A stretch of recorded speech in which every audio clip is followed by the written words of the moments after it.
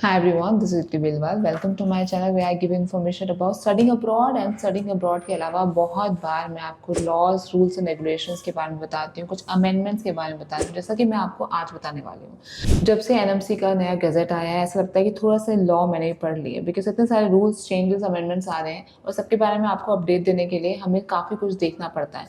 लेकिन इतना डीप जाने की ज़रूरत नहीं होती कि हम आपको पूरा प्रोसेस बताएं कि कैसे फिलीपींस गवर्नमेंट अपना लॉ पास करती है, बिकॉज जिनका जो काम है वो उन्हीं को अच्छा लगता है। तो चलिए आज मैं बताती हूँ कि फिलीपींस के लॉ में क्या हुआ है ऐसा जो इंडियन स्टूडेंट्स के लिए बहुत अच्छा है, और कैसे फिलीपींस की गवर्नमेंट चेंजेस ला रही है अपने फिलीपींस मेडिकल एक्ट 1959 में, जिसकी वजह से इंडियन स्टूडेंट्स या फिर कहें फॉरेन नेशनल्स अब फिलीपींस में डॉक्टर बन सकते हैं, लाइसेंस ले सकते हैं। इंडियन एम्बेसी खुद फिलीपींस में है और ये सारी चीज़ें न्यूज़ में भी आ चुकी हैं, लेकिन फिर भी इंडियन एम्बेसी कह रही है हमें कुछ नहीं पता और हमें कोई फॉर्मल कम्युनिकेशन नहीं मिला है। The only communication they actually getting is from people who are really interested कि फिलीपींस की गवर्नमेंट ऐसा कर कह सकती है, इंडियन एम्बेसी ऐसे मान कह सकती है। अभी रिसेंट आए सेनेट बिल के ऊपर भी इंडियन एम्बेसी की एडवाइजरी आ जाती है, पर मुझे समझ में नहीं आ रहा है कि इंडियन एम्बेसी को कुछ पता ही नहीं तो ये भी कैसे पता चल रहा है कि कुछ हुआ है या कुछ बिल चेंज हुआ है। फॉर एग्जाम्पल उन्हें पता ही नहीं है तो वो किसको आंसर कर रही हैं?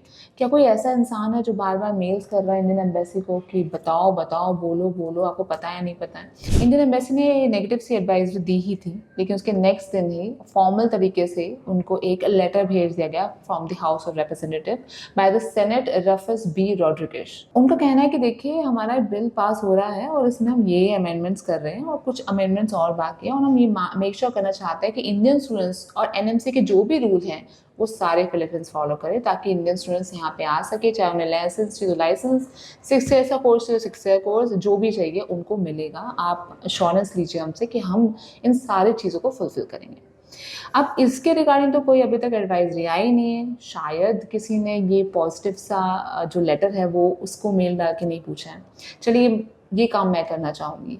I will ask the Indian embassy कि आपका इसके बारे में क्या कहना है, क्या आपको ये लेटर मिला? अगर मिला है तो आपका क्या कहना है, क्या आप एक्सेप्ट करेंगे?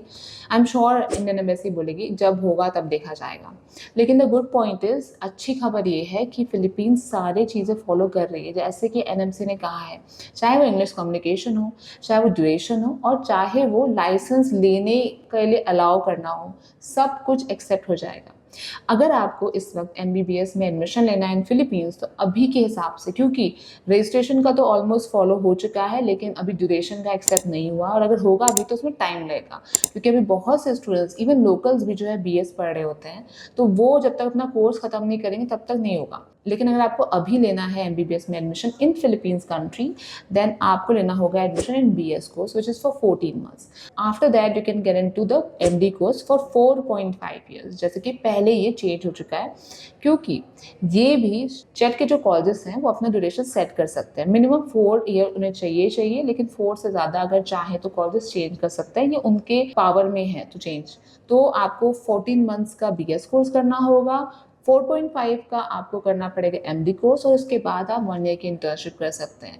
साथ ही साथ आप पीएडी एग्जाम देके अपने आप को फिलीपींस में रजिस्टर भी कर सकते हैं। उसके बाद आप चाहें तो पीजी भी कर सकते हैं फिलीपींस में।